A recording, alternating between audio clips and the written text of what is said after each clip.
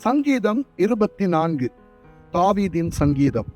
பூமியும் அதின் நிறைவும் உலகமும் அதில் உள்ள குடிகளும் கர்த்தருடையது. அவரே அதை கடல்களுக்கு மேலாக அஸ்திபாரப்படுத்தி அதை நதிகளுக்கு மேலாக ஸ்தாபித்தார். யார் கர்த்தருடைய பர்வதத்தில் ஏறுவான்?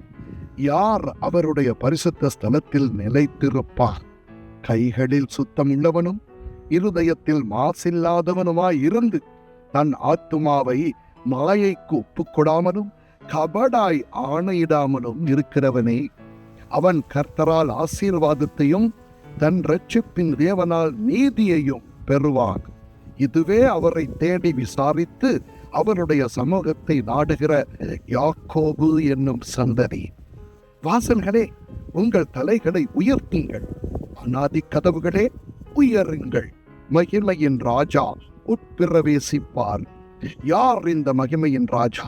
அவர் வல்லமையும் பராக்கிரமும் உள்ள கர்த்தர். அவர் யுத்தத்தில் பராக்கிரமம் உள்ள கர்த்தராமே.